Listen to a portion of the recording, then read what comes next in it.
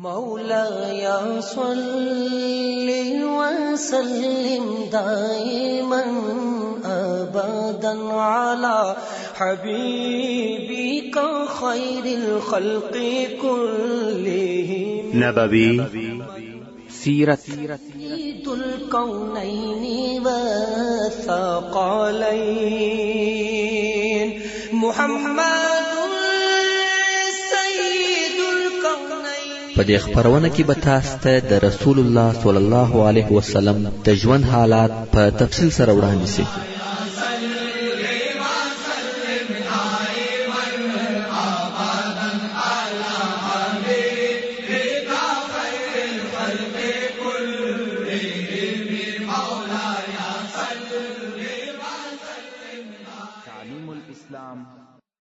أعوذ بالله من الشيطان الرجيم. بسم الله الرحمن الرحيم. إن الحمد لله نحمده ونستعينه ونستغفره ونعوذ بالله من شرور أنفسنا وسيئات أعمالنا. من يهده الله فلا مضل له ومن يضلل فلا هادي له. وأشهد أن لا إله إلا الله وحده لا شريك له وأشهد أن محمدا عبده ورسوله. أما بعد، محترم ورونو، موږ هغه حالات بیانول چې رسول الله صلی الله علیه وسلم ډیر ژر دغه نقشې په عملي کولو شروع وکړه او هر لس نفر مسلمانان یې په دې سره امر کړه چې 40 ذراع خندق به کینی. ورونو، دغه خندق د ځای او کیفیت لپاره مجبور یم چې د مدینه منورې کروکی یا جغرافیایي کیفیت درته بیان کوم.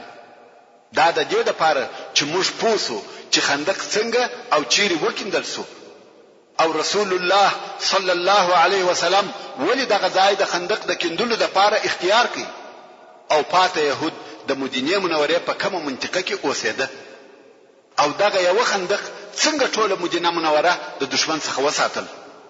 ورونو، د مدینه منورې ښار په خپل په یو عجیب شکل سره واقع وو.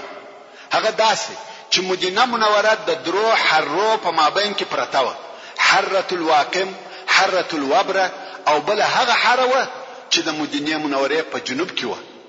حره څه شي ده؟ حره وهغه لوی او پراخه دشت او منطقه ته ویل کیږي چې ټوله وچ او اوار دشت. اوار خو دغه دشت په لویو لویو تورو غټو شوي او ګردیو ډبرو ډک وي. پراخه او لوی دشت چې مځکه یې ریګنه ده او په دغه ریګ کې لوی لوی غټي تورې شوي او ګردی ډبرې یوه د بلې اړخ ته پرتې وي. دغه سمځکې ته په عربي کې حره وای. اوس نو په دغه حره کې پیاده او یو سړی په ډېر تکلیف او مشکلاتو تک کولای شي او هغه هم 1 کیلومتر لار ممکن په یو شباروز کې نه کې قطعه، مګر د سپاره سړي یا د لشکر لپاره په دغه حره کې د تیرېدو امکان نشته. نو مدینه منوره په طبيعي شکل د درو طرفو څخه په دغه درو حاراتو سره ساتلې و او هغه منطقه چې په جنوبي طرف کې د دغو حاراتو په مابین کې دي هغه بیا ټوله باغونه دي چې هلته هم دشمن نشي ورننوتلای. او د مدینه منورې په جنوب کې یو غر دی چې د جبل عیر په نامه سره یادېږي. اوس نو مدینه منوره طبيعتا د درو طرفو څخه وساتل شو لکه قلعه چې پر راګرځېدلې وي چې هغه درې ساتلې او محفوظ طرفه شرق، غرب او جنوب دي. په مدینه منوره کې د يهودو ځایونه چیرې دي؟ و مدینه منوره ته اول او نږدې کلی د بني قینقاع د يهودو کورونه و چې دغه کورونه تر نورو ټولو کلو و مدینه منوره ته هغه نږدې کلی دي او د بني قینقاع يهود استلسوي چې قصه د مخه درته بیان شو.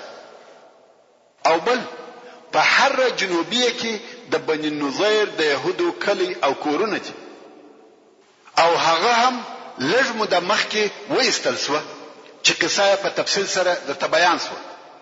اوس نو د يهودو څخه فقط هغه د بني قریظه يهود پاتې دي چې د هغو کورونه او قلاوي د مدینه منوره په جنوب شرق کې او د دوه حرو په مابین کې چې حره شرقیه او حره جنوبیه دي واقع دي چې په دې حساب سره و مدینه منوره ته د داخليدو یوازنی لار د بني قریظه د يهودو د طرفه څخه ده چې د حره شرقي او حره جنوبي مابین دي دا خو و مدینه منوره ته یو لار سوه او بل د مدینه منوره د شمال طرف هم خلاص دي اوس نو فقط دغه دوه لاري یا دوه ځای دي چې ممکن د کفارو لشکر دي دغه دوه ځایو څخه پر مسلمانانو حمله وکړي او مدینه منوره ته دي داخل سي یا د جنوب شرق څخه چې هلته د بني قریظه د يهودو کلی دي چې د دوه حرو په مابین کې واقع دي یا د شمال د طرفه د هجوم او حمله امکان شته اوس چې رسول الله صلی الله علیه وسلم د خندق د کیندلو اراده وکړه نو یې د بني قریظه يهود راوغشتل چې په خوا هم د مسلمانانو د طرفه د دغه يهودو سره د صلح او همکاري عهد او وعده موجود و بیا یې هم هغه عهد نوې او تازه کړ يهودو هم ټینګ وعده ورکړي چې موږ ستاسو پر طرف یو او دغه لارې ساتنه پر موږ ده هیڅ کله به کفار پرې نږدو چې دغه لارې څخه دي مدینه منوره ته داخل شي دغه د جنوب شرق د لارې ساتل زموږ وظیفه ده چې په دې عهد او پیمان سره مدینه منوره د ټولو اطرافو څخه وساتل شو بیل شمال څخه په شمال کې بیا د احد غر دی خو مدینه منوره او د مدینه منوره کورو ته نږدې یو بل غر دی چې جبل سلعه ورته ویل کیږي اوس نو رسول الله صلی الله علیه و آله وسلم د مدینه منوره په شمال کې د خندق د کیندلو د پاره ځای اختیار کړي چې دغه خندق د مدینه منوره شمالي طرف وساتي که څه هم هلته په حره الوبره کې ځینې داسې ځایونه و چې ممکن څوک تراتیر سي خو مسلمانانو هغه ځایونه هم په کوچنیو خندقو بند کړل مګر لوی او عمومي خندق د شمال خندق و او رسول الله صلی الله علیه وسلم د مسلمانانو د لشکر د اړولو د پاره هم ځای خوش او انتخاب کړي چې هغه ځای د خندق او جبل سلعه په مابین کې چې دا ځای هم د مدینه منوره په شمال کې واقع دی اوس نو د مدینه منوره څخه نیولې بیا د احد تر غره پورې خندق کیندل کیږي او جبل سلعه هم د مدینه منوره او د خندق په داخل کې راغلی رسول الله صلی الله علیه وسلم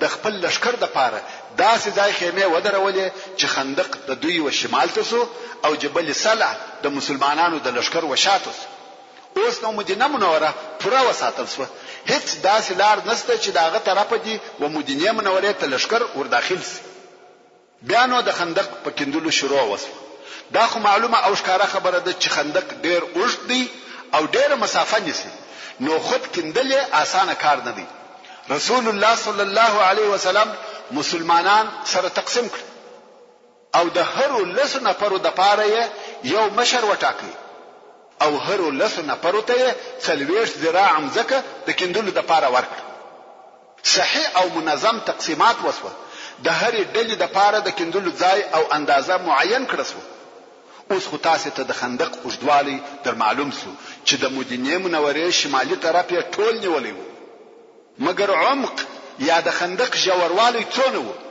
خندق په دونه اندازه جوړ وو که یو څوک و دغه خندق ته ورولويږي بیا نو دغه څخه راپورته کېدل یا راختل سخت او مشکل وو په اساني څوک نسوای ځین راپورته کېدل او د خندق عرض یا بر دونه وو چې آس نسوای تر ګرځیدل بیل هغه اصلي او تیزو اسانو څخه چې هغه هر چا نه درلود مګر عادي او معمولی اسانو نسوای کولای چې ترواوړي دا د خندق بر او جوړوالی اوس نو د خندق کیندل دغه شرایطو سره موافق شروع شو چې دغه کار د کفارو او احزابو دراتګ د پاره د مسلمانانو تیاری او آمادګي و صحابه کرامو د خندق په کیندلو شروع وکړ مسلمانان مریان او نوکران نه لري چې د دوی سره په دغه کار کې کومک وکړي حتی رسول الله صلی الله علیه وسلم هغه اکمل البشر په دغه کندلو کې حصہ ورسره اخیسته.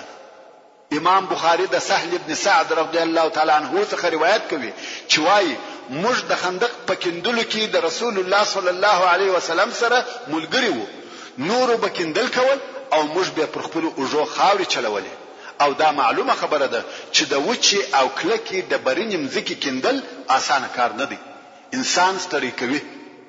نو به صحابه کرامو خپل فکرونه او ځانونه په ځینو اشعارو مشغولول، اشعار به ویل او کار به کاوه. امام بخاری رحمه الله روایت کوي صحابه کرامو چې د خندق په کندلو کې اول شعر ووایه هغه لره یو قصه ده. هغه داسې چې په دغه وخت کې یو سړی راغلی او نوې مسلمان شو. رسول الله صلی الله علیه وسلم پوښتنه ځنی وکړه چې نوم دې څه دی؟ د ویل جعل یا جعیل. جعل وهغه توري خزدکی ته ویل کیږي چې مرغټان جوړوي. معلومه خبره ده چې دا ډیر بد نوم دی. د رسول الله صلی الله علیه وسلم دغه نوم نو خوښ. نو یو سړی ته ویل چې د نن ورځې څخه ستا نوم عمر دی. هغه نوم دې پرېږده او عمر دې نوم کښېږده. سړی ویل هو زه عمر یم. مسلمانانو دغه واقعې څخه شعر جوړ کړي چې هغه داسې و: سماه من بعد جعيل عمرا وكان للبائس يوما ظهرا. صحابه کرامو به د کار په وخت کې دغه شعر وایه او هغه شعر به هم وایه کوم چې د مسجد نبوي او مسجد قباء د جوړولو په وخت کې وایه چې هغه داسې و: اللهم ان العيش عيش الاخره فاغفر للانصار والمهاجره. امام بخاری د انس رضی الله تعالی عنه څخه روایت کوي چې رسول الله صلی الله علیه وسلم وخندق ته ورووتی. ویل د چې مهاجرین او انصار په یو یخ سهار کې خندق کینی. دوی مریان او نوکران نه درلوده چې دغه کار وکړي. رسول الله صلی الله علیه وسلم چې د دوی دغه ستړیا یخ او لوږه ولیده نو یې وویل: اللهم ان العيش عيش الاخره فاغفر للانصار والمهاجره.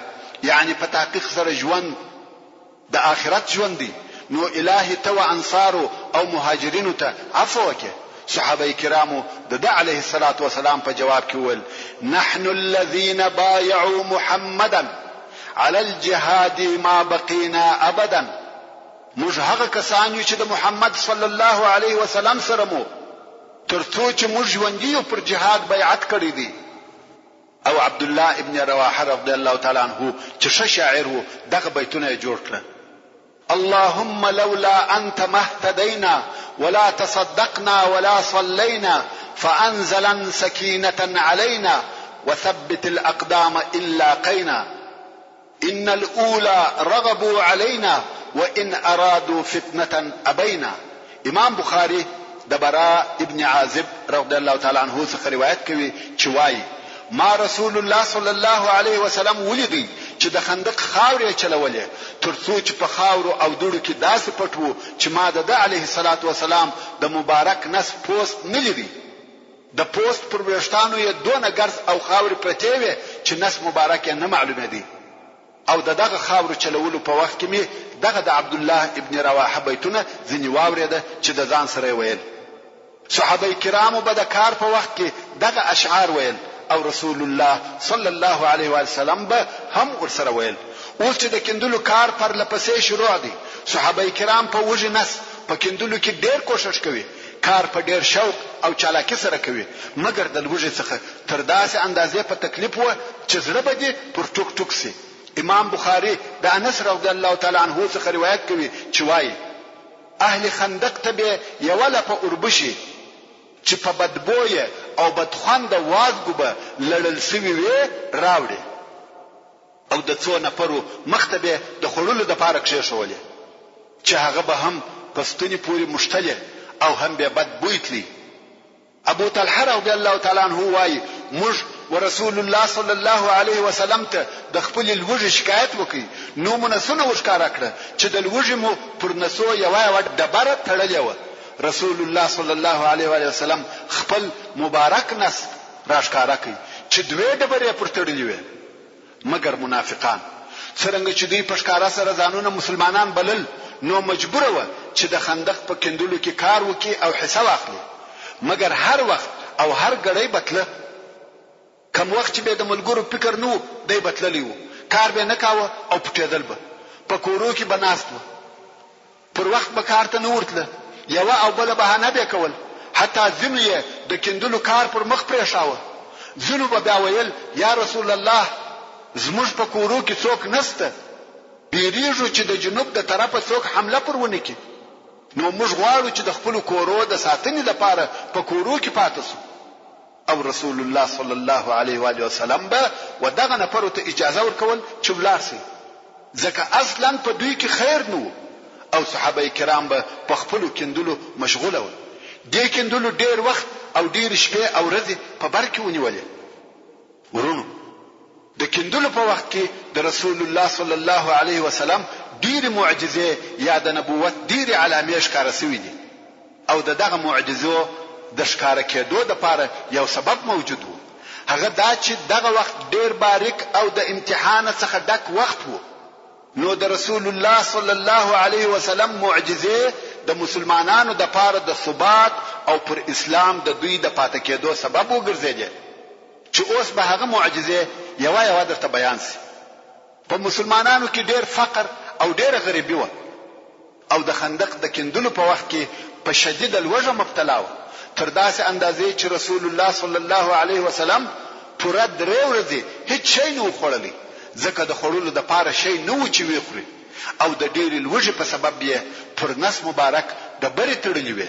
ورونو دغه طریقه په پخوا کې موجوده و چې څوک به ډیر وږي وو او د خوړلو د پاره به شی نه درلودي نو به پر نس د بره تړل چې دغه ډبره په یو خاصه طریقه سره تړل کېده او تر یوې اندازې د لوږې مخ پنیول کېدی نو رسول الله صلی الله علیه وسلم د خندق د کندلو په وخت کې د لوږې په سبب پر مبارک نس ډبره تړلې و کوم وخت چې جابر ابن عبد الله رضی الله تعالی عنه د رسول الله صلی الله علیه و آله وسلم ډېر لوږه ولیده چې سید البشر سرور کائنات صلی الله علیه وسلم پر نس ډبره تړلې ده او دا د لوږې هغه آخري حالت دی چې انسان د خورلو د پاره شي نه لري او پر نس ډبره تړي نو جابر ابن عبد الله رضی الله تعالی عنه وخپل شذ ته ورغلی چې تاسو سره د خورلو د پاره کم شي ستا چې رسول الله صلی الله علیه وسلم ته ورودم شذ ورتول والله زموږ سره بل شي نسته بیل یو کوچنی وری یا سرلی او یو کاسه اوربش بس دغه دوه شی زموږ ټوله هستی او درایي ده او دغه کوچنی سیرلی فقط د درو یا څلورو نفرو بسیږي او دغه د اوربش اوړه هم د دغه لږو نفرو کفایت کوي جابر رضی الله تعالی عنه ویل صحیح رسول الله صلی الله علیه و آله وسلم به د درو څلورو نفرو سره ملمکو چې زموږ سره ډوډۍ وخوري نو جابر رضی الله تعالی عنه ورسول الله صلی الله علیه و آله وسلم ته ورغلی او پټ په غوښ کې ورته ویل یا رسول الله زما سره دونه خواړه سته چې د درو یا څلورو نفرو بسیږي نو هر څوک چې ستاد اصحاب څخه ستا خوښوي هغه در سره ملګری ک او زموږ کړه راسي چې دغه خواړه زموږ سره وخوري دلته نو رسول الله صلی الله علیه و آله وسلم په لوړ आवाज سره ناره کړه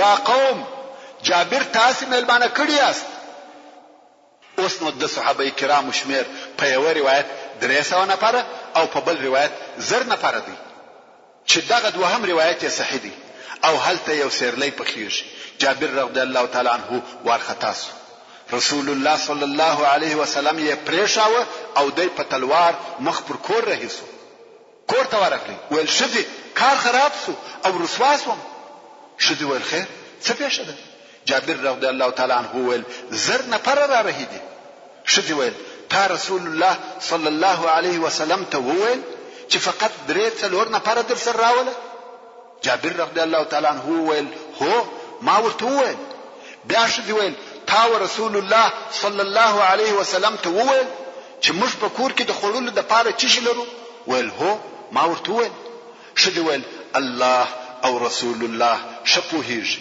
ورونو تاسو دغه مسلمانې شدي و یقین او اطمینان ته وګوري هیڅ نسو ورختا ول الله او رسول الله شپوهیږي او د بل خوا رسول الله صلی الله علیه وسلم په زرو یا 300 نفرو کې ژغ کوي چې یا قوم جابر تاسو ملمانه کړی است.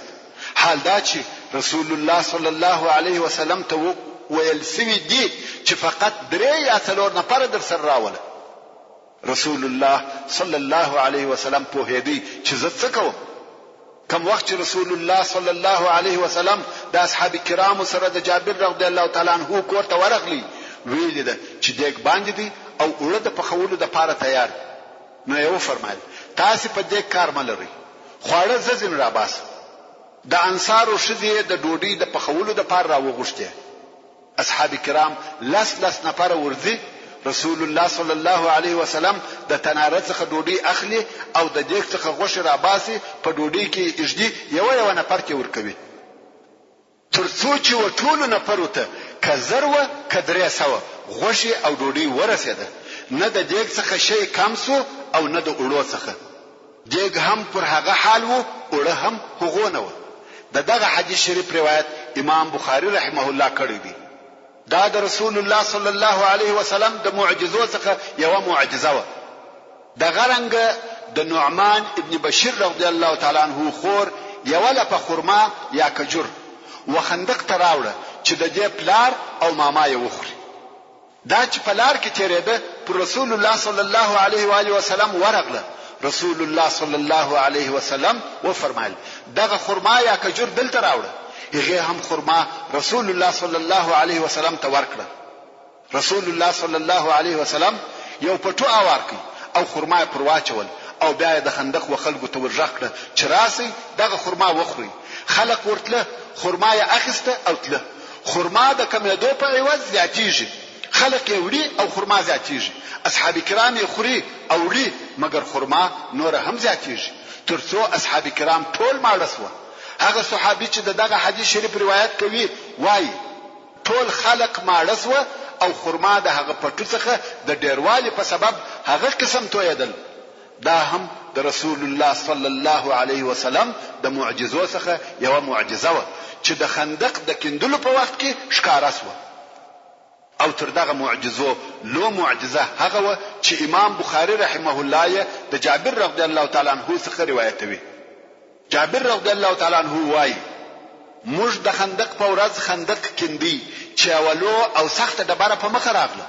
خلق ورسول الله صلی الله علیه و آله وسلم ته ورغله او ویل یا رسول الله په خندق کې یولو او سخت ډبره په مخ راغله چې موږ یې نو سماته ولای.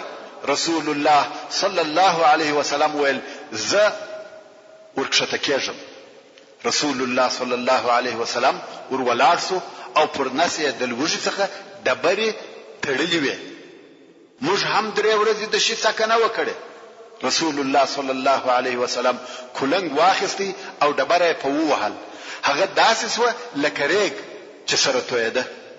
د براء ابن عازب رضی الله تعالی عنہ څخه روایت دی وایي د خندق د کندلو په وخت کې د خندق په وحیسه کې یو لو ډبره په مخ راغله چې په کولنګانو هیڅ نه ماتېده. نو موږ ورسول الله صلی الله علیه و آله وسلم ته دغه ډبرې شکایت وکړ.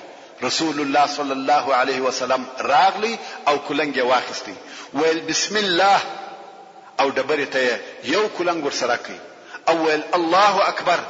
د شام کلی راکړسوي په والله دغه اوس زه د شام وسرو قصرو ته ګورم.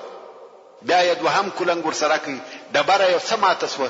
رسول الله صلی الله علیه وسلم وویل الله اکبر. فارس راکړسو په والله زه د مداین سپین قصرونه دغه اوس وینم. بیا یې دریم کولنګ و ډبرې ته ورسره کړ ویل بسم الله. پاته ډبره ټوله ماته سو او رسول الله صلی الله علیه و آله وسلم و فرمایل الله اکبر. د یمن کلی راکړسوي په والله زه د صنعا دروازې دغه اوس د غزما د ځای څخه وینم. دغه حدیث شریف روایت امام نسائی او امام احمد کوي. ابن اسحاق رحمه الله وایي اوس چې د کفارو لشکر قرار مدینه منورې ته ورنږدې کیږي او هلته اصحاب کرام د خندق پر کندلو تلوار کوي چې بیا په خندق کې یو لو او سخت ډبره پیدا شوه چې د خندق په دغه حصہ کې سلمان فارسی رضی الله تعالی عنہ او د ملګرو کار کاوه. دغه ډبره په اوسپنو په کولنګانو ووهل، هر څه یې په وکړه، ډبره نه ماتیږي. کولنګان پر ماسوه خو ډبره نه ماتیږي. نو رسول الله صلی الله علیه وسلم ته ورغله ویل یا رسول الله په خندق کې ډېر لو او سخت ډبره ده چې هیڅ نه ماتیږي او نه خيږي، او دغه ځای دغه سه هم نسو پریښولای، ځکه که په خندق کې یو ځای ونه کیندل سي هغه به د کفارو د پاره پل وي او پر راتیریږي، نو مجبور دي چې ټول خندق وکیني. نو ځکه رسول الله صلی الله علیه وسلم ته ورغله او شکایت ورته کوي. رسول الله صلی الله علیه وسلم د دوی سره ورغلی او هغه موجود اصحاب کرام هم ټوله د ډبرې پر شاوخوا سره راټول شو. رسول الله صلی الله علیه وسلم کولنګ واخیستی او ډبره په ډیر قوت سره ووهل. د وهلو د شدت څخه ډبرې روښنايي وکړه، دونه لمبه یا رڼاوه چې دغه ځای ټول پر روښانه شو. دغه نور یا رڼا په لیدلو سره رسول الله صلی الله علیه وسلم ناره کړه الله اکبر. دوهم واری بیا ډبره ووهل، ډبرې بیا لمبه یا روښنايي وکړه. رسول الله صلی الله علیه وسلم بیا ناره کړه الله اکبر. دریم واری بیا ډبره ووهل، ډبرې بیا لمبه وکړه او ټوک ټوک شو. رسول الله صلی الله علیه وسلم بیا ناره کړه الله اکبر. کوم وخت چې رسول الله صلی الله علیه وسلم د خندق څخه راپورته شو، اصحاب کرامو پوښتنه وکړه ویل یا رسول الله دغه روښنايي د چی شو؟ رسول الله صلی الله علیه وسلم و فرمایل آیا دغه روښنايي مو ولیده؟ دوی ویل هو. رسول الله صلی الله علیه وسلم و فرمایل کوم وخت چې مې اول وار ډبره ووهل د شام ملکونه مې د مسلمانانو په حکم کې ولیده، کوم وخت چې مې دوهم وار ډبره ووهل د فارس شارونه مې د مسلمانانو په حکم کې ولیده، او دریم وار چې مې ډبره ووهل یمن مې د مسلمانانو په حکم او لاس کې ولیدي. اصحاب کرام په تعجب کې شو. اوس دوی محاصره دي، په بیره او خطر کې دي. هغه احزاب او د کفارو مختلف لشکري ورته راهدي، او رسول الله صلی الله علیه وسلم په دغه حال کې د فارس او روم په فتح کولو زیری ورکوي چې د هغه وخت د مځکې پر مخ هغه دوی لوی پاچاهي او لوی مملکتونه دي. ورونو د یرموک جنگ د هجرت په 14 کال کې وو، یعنی د خندق تر غزا نه کال وروسته، چې په هغه جنگ کې روم ته شکست ورکول شو او شام مسلمانانو فتح کړ. او د قادسیه جنگ د هجرت په 15 کال کې وو، یعنی د خندق تر غزا 10 کال وروسته، چې په هغه جنگ کې عراق فتح شو او د فارس نور ملکونه پر لپسې فتح کېده. په لسو کلو کې دغه حالت پیښ شو چې فارس او روم شکست خوري او مسلمانان پر کامیاب کیږي. چا دا فکر کاوه او د چا دا امید وو؟ اوس په خپل مسلمانان محاصره دي او د خندق تر شا ځانونه ساتي، مگر د الله جل جلاله په اراده مسلمانانو په لسو کلو کې د دنیا دوی لوی پاچاهي مات کړي، د هغو ملکونه او شهرونه یې فتح کړه. دا د ایمان برکت دی. ایمان چې په زړه کې قرار ونیسي او ټینګ سي، ناممکنه کارونه ممکن سي. کم مسلمانان چې دلته په دغه خندق کې موجود و، د هغو د رسول الله صلی الله علیه وسلم دغه زیری وزړو ته ولويده او وی منل، مگر کم منافقان چې موجود و هغه په خپل مابین کې سره خندل او ویل به چې دا والله عجب خبره ده. اوس په مشکل داسې څوک نسته چې خپل انساني ضرورت ته دی په فارغ زړه سره ولاړ سي، بیریږي او د بیري څخه د خپل حاجت لپاره نسټلای. او دی یعنی رسول الله صلی الله علیه وسلم د روم او فارس د فتح کولو زیری راکوي. نو په دغه منافقانو یو د بل سره ویل ما وعدنا الله ورسوله الا غرورا. دا غرور دی، دی په خپل محاصره دی او مغرور دی، ګمان کوي چې دی په ټوله دنیا مسلط سي. الله عز وجل دغه منافقانو خبره په هغه آیات شریف سره ورد کړي چې لږ وروسته به تلاوت سي. مسلمانان د خندق د کندلو په کار پر لپسې مشغوله و، ټول ورځ به کندل کول او د شپې بخپل کورو ته تل، ترڅو چې د خندق کندل د هغه خپل نقشې سره برابر د مخه تر دې چې د کفارو لشکر و مدینه منورې ته ورسیږي پای ته ورسېدی. وروسته د مکې مکرمې د مشرکانو لشکر چې 4000 نفر وو د ابو سفیان په مشرۍ را ورسېدی او د مدینه منورې د شمال غرب په طرف کې په یو ځای کې واړول چې مجمع الاسیال ورته ویل کېده. او بیا د غطفان قبیله او اهل نجد چې 4000 نفر و را ورسېده چې د احد د غره و شرقي طرف ته واړول، لکه څنګه چې الله عز وجل د سوره الاحزاب په 10 نمبر آیات کې فرمایي: اذ جاءوکم من فوقکم ومن اسفل منکم، یعنی کوم وخت چې تاسو ته د کفارو لشکري د لوړ او کښته طرفه راغله، د کفارو لشکري خو دا دی را ورسېده، د مسلمانانو و دوه طرفو ته واړول، نو څه پیښ شو؟ الله عز وجل د مؤمنانو په باره کې فرمایي: ولما راى المؤمنون الاحزاب قالوا هذا ما وعدنا الله ورسوله وصدق الله ورسوله وما زادهم الا ایمانا وتسلیما.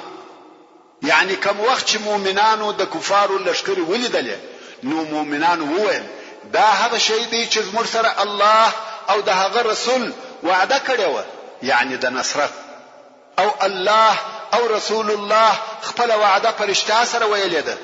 نو دغه د کفارو د لشکرو راتګ و مؤمنانو ته بل شی نه کوي ورزیات مگر ایمان او الله جل جلاله ته تسلیمېده. مگر منافقانو او هغه ضعیف النفس مسلمانانو ته د دغه لشکرو په لیدلو سره څه پیښ شو؟ وارخطا شو، زړونه یې ولوېده، بیره پر غالب شو. الله عز وجل فرمایي: وَإِذْ يَقُولُ الْمُنَافِقُونَ وَالَّذِينَ فِي قُلُوبِهِمْ مَرَضٌ مَّا وَعَدَنَا اللَّهُ وَرَسُولُهُ إِلَّا غُرُورًا. او کوم وخت چې منافقانو دغه لشکري ولیده، نو ابن ابي او ابن قیشر او هغه کسانو چې په زړه کې د نفاق مرض وو وویل زموږ سره الله او رسول الله د فارس، روم او یمن په فتح کېدو وعده نه ده کړې مگر په غرور او خطا ایستلو سره. حضرت شاه صاحب وایي اوس هم مسلمانانو ته نشایي چې د ناامیدۍ په وخت کې د بې ایمانی خبرې وکړي. دشمن اگر قوي است نگهبان قوي تر است. د کفارو د را رسیدلو په وخت کې رسول الله صلی الله علیه وسلم د 3000 نفرو مسلمانانو سره د جبل سلعه و مخته واړول چې شاویه د غره خواته او خندق د دوی او د کفارو په مابین کې او د مسلمانانو شذیه په مدینه منوره کې په یو قلا کې سره یو ځای کړي. کوم وخت چې کفارو واړول، نو یې د معلومات لپاره نفر ولېږل. نفرو په خپل مخ کې یو بردار او ژور خندق ولیدي. پوس و چې مدینه منوره ته نسو داخليدلای، نو یې و جبل احد ته نږدې د مدینه منوره په شمال غرب کې خیمه ودرولې او هلته ډیر لوی معسكر یا قرارگاه جوړ کړ. 10,000 نفر د اسلام د ختمولو د پاره راغلي دي، مگر اوس په مخ کې خندق دی. نو مجبور اسوه مسلمانان محاصره کړه. حال دا کوم وخت چې دوی د خپل ځایو څخه راوتل، دغه محاصره د پاره آمادګي نه ونیولې، ځکه د خندق جوړول یو نوې کار وو چې عربو ته نور معلوم، نو خو دغه کار حساب نو کړی. ابو سفیان په خپل ورغلی او خندق یې ولیدي، ویل دا داسې چم او حیله ده چې عربو ته نور معلومه، دا یې څنګه جوړ کړي؟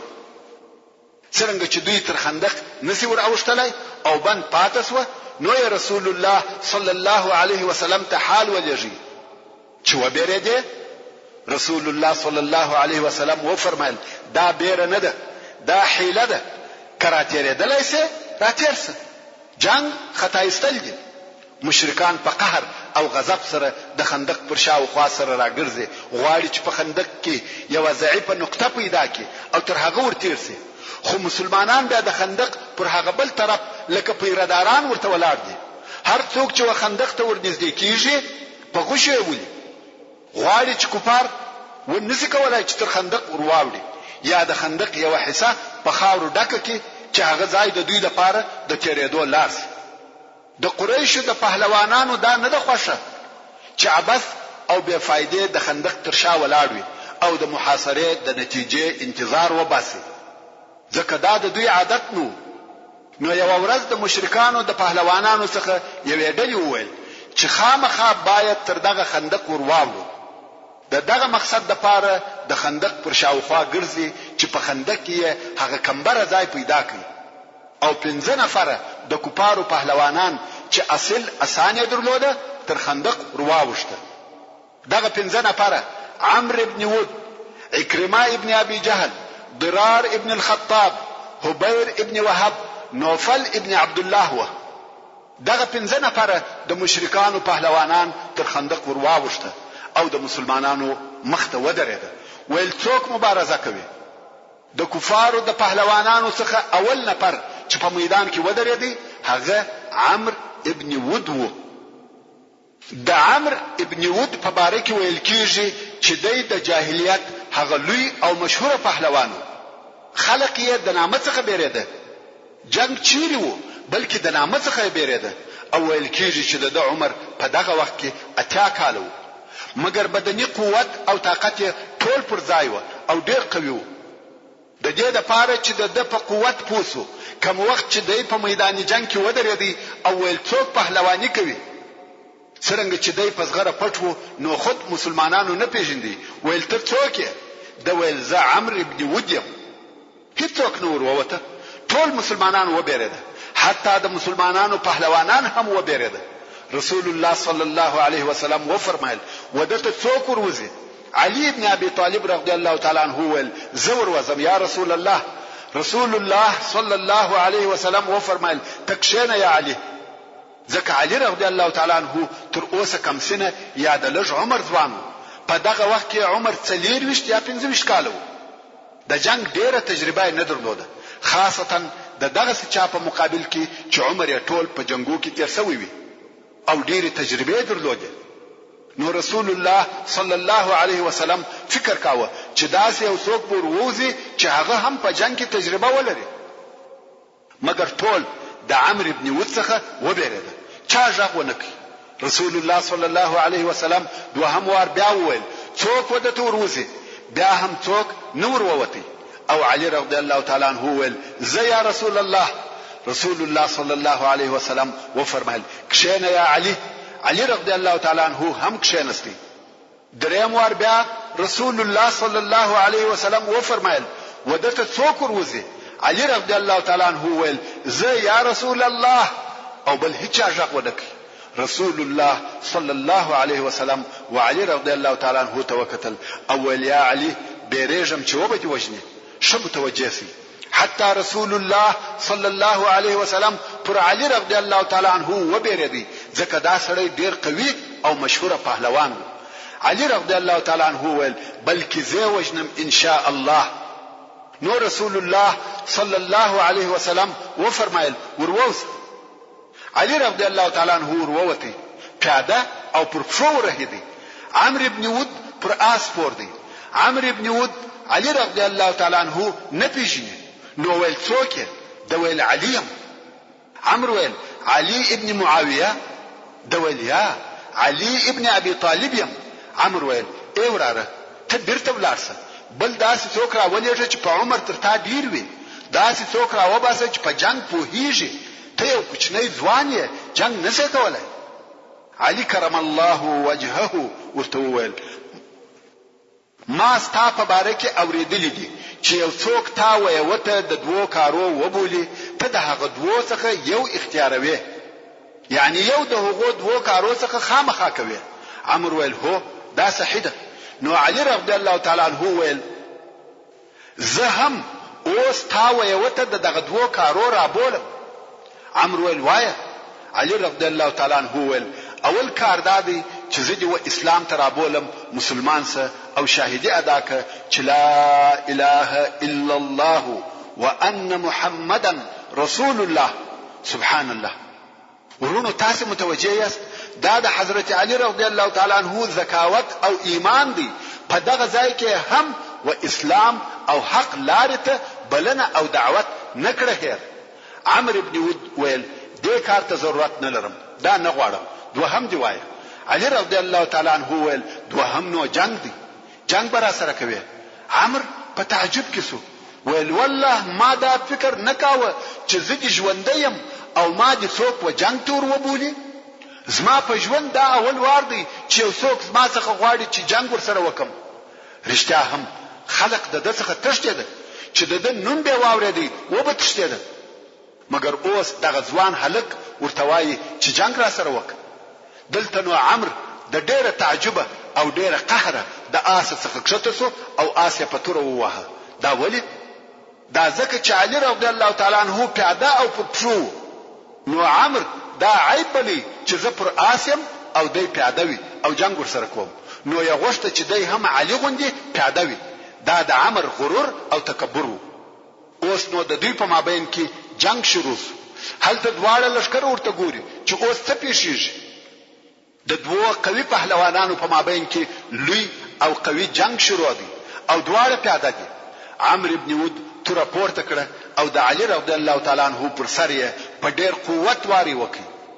د دې واري دونه قوت وو کم چې د علي رضی الله تعالی عنه څخه هغه سپر ورڅخه وو هغه دغه واري و مخته ونیوي.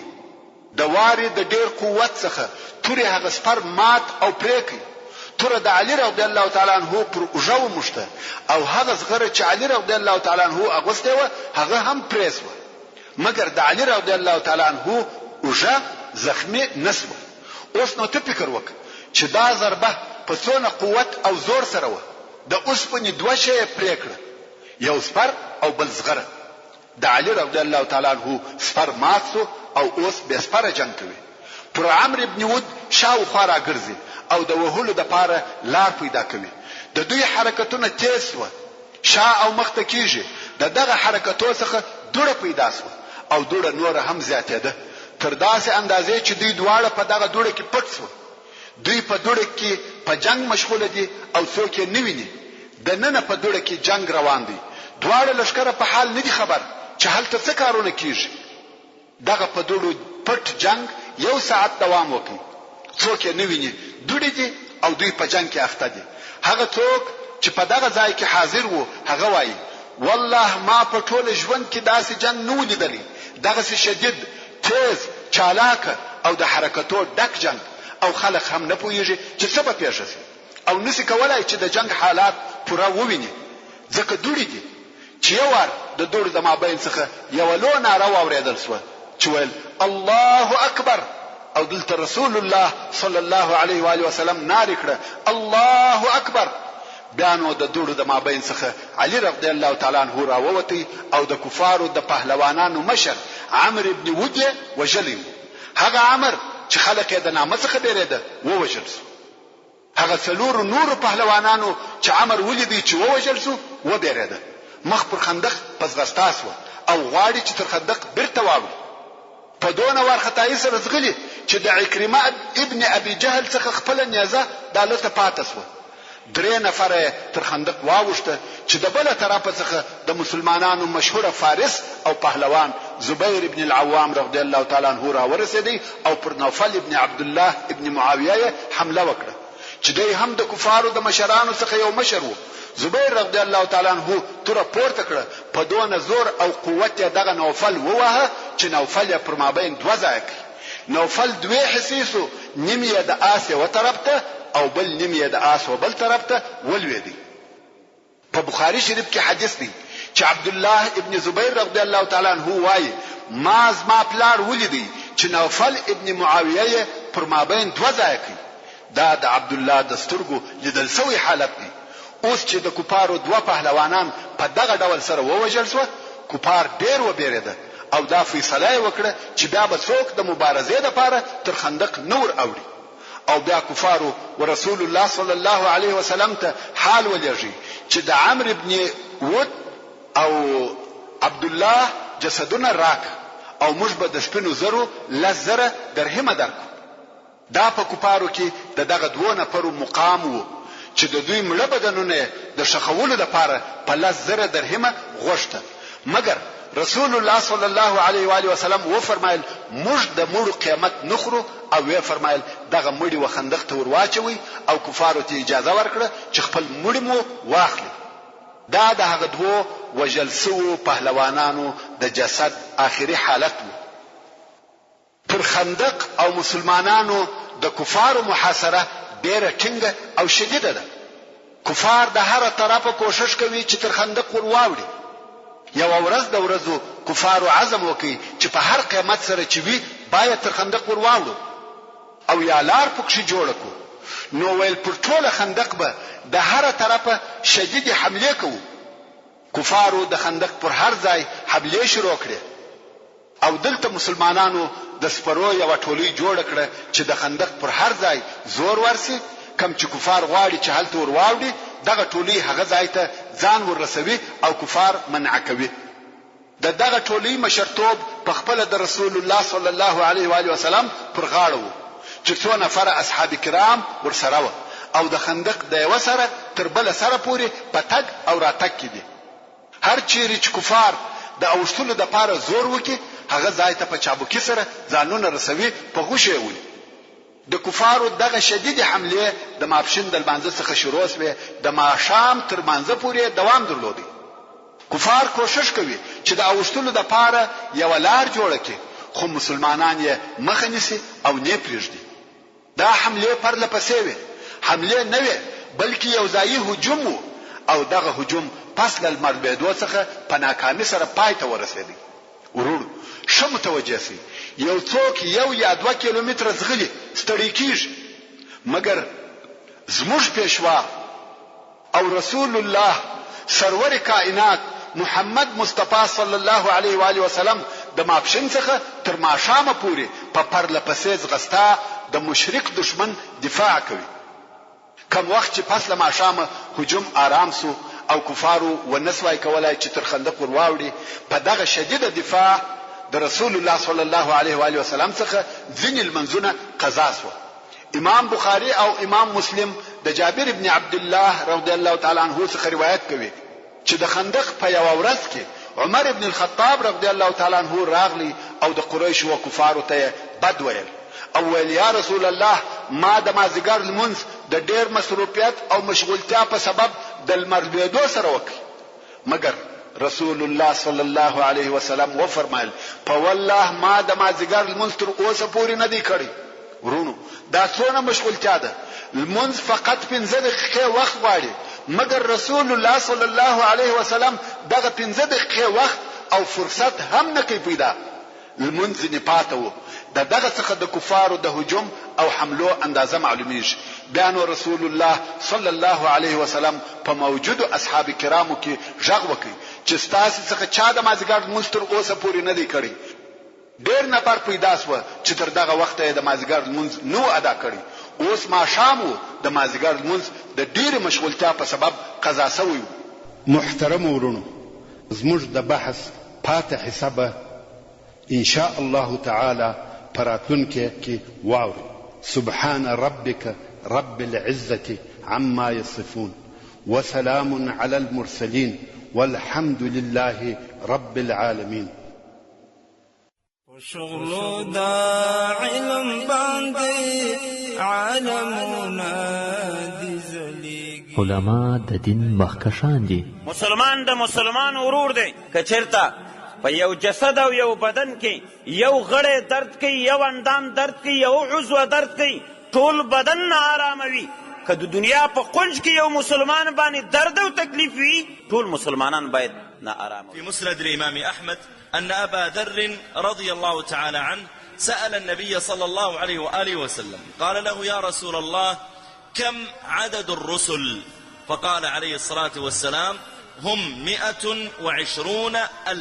د دین پوهه تیارو ته رڼا ده.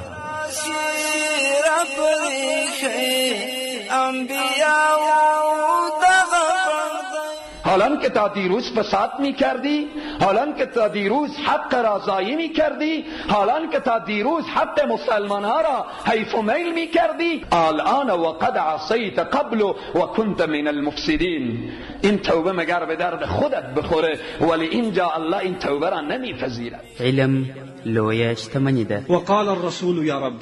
The messenger himself sallallahu alayhi wa sallam speaks to Allah directly. Ya Rabb. إن قوم اتخذوا هذا القرآن مهجورا. علیمان در رب دوستان دی ټول دین په دوی روښانه په اسانه ډول له تعلیم الاسلام رادیو څخه ځلولی ټول جهان دی د اسلام کړي خدمتونه وړي پر ځان ډېر زحمتونه د اسلام